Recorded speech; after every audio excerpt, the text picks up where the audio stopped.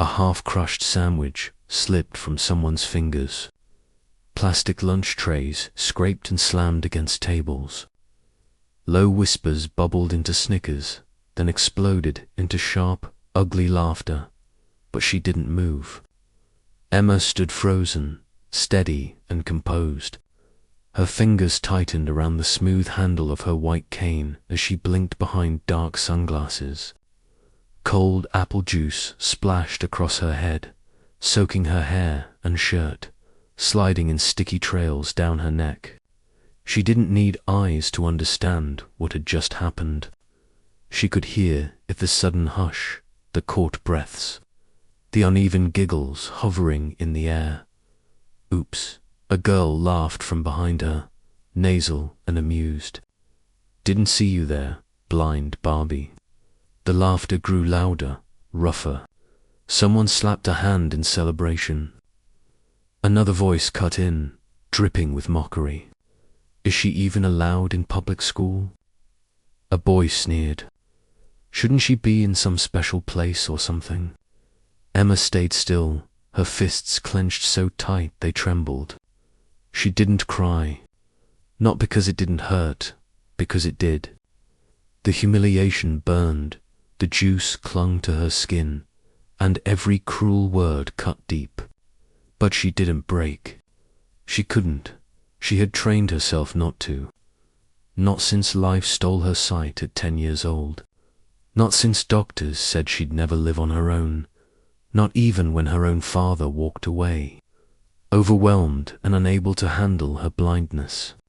And definitely not now. It had been just 2 weeks since Emma transferred to Ridgeview High.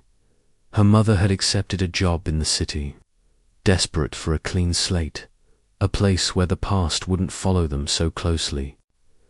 Emma had pleaded to attend a regular school, not a protected program, not a place that treated her like she was fragile. She wanted to feel normal again.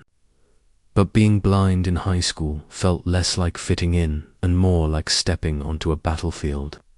Every single day, finding her way through crowded hallways was hard enough. But the murmured jokes, the quiet laughs when she misjudged a step, the sharp comments whispered behind her back, that was what truly hurt. And at the center of it all was Jordan and her group. 3 girls with flawless hair, polished nails, and smiles sharpened by cruelty. No compassion, no restraint. And today, they didn't just tease, they crossed a line. I'm so sorry, Lily said, breathless, as she hurried over, pressing napkins into Emma's hands. Lily was her only friend so far.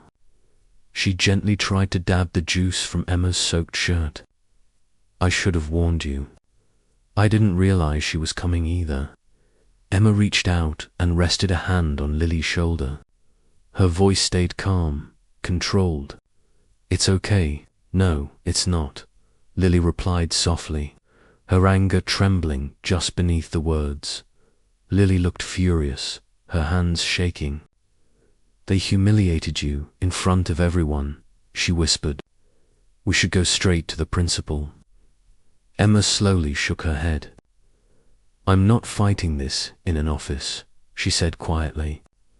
Then she turned toward the sound of Jordan's sharp, echoing laugh. Her jaw tightened. If she wants a show, Emma added, her voice calm but dangerous, I'll give her one. The next day, the gym buzzed with noise during pay. Sneakers squeaked. Balls bounced.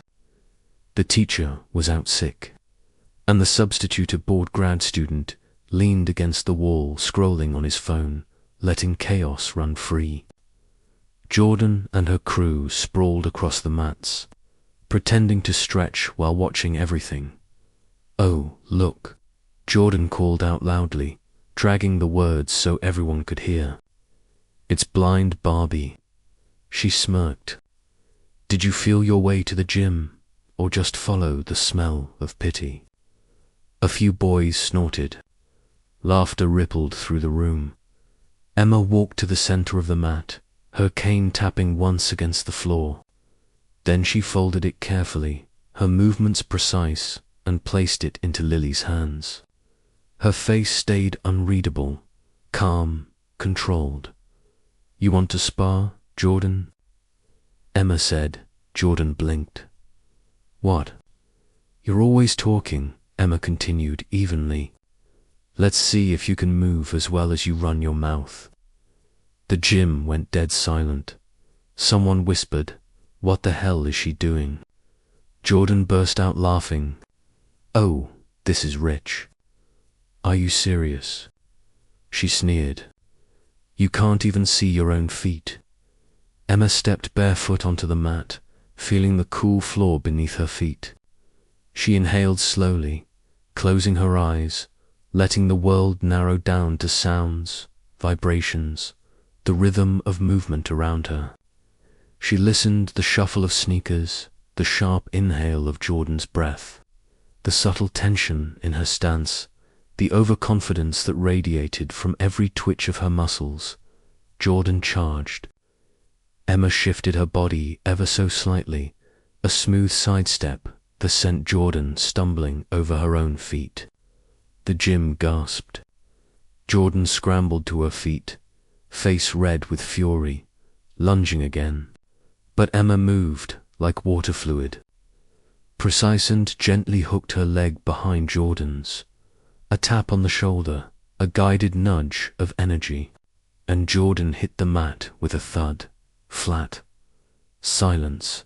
She's faking being blind. Someone shouted from the bleachers. Emma turned her head toward the voice, calm as ever. "No," she said firmly. "I'm blind. I just train harder than you." Whispers erupted. Phones were raised. Within hours, the video was everywhere. "Blind girl drops bully like a pro" trended in local circles. But Emma didn't care about the attention. She only smiled later that evening, sitting quietly in her room, fingers brushing the soft leather of her black belt hanging on the wall. She remembered the years with Master Ike, the elderly Japanese instructor who had taught her to see with her body, to sense the world through vibrations, air pressure, the tiniest shifts in muscles. He had said, "Karate is not for hurting. It is for honor." Emma hadn't hurt Jordan. She had only humbled her, and from that day forward, Jordan never crossed her path again.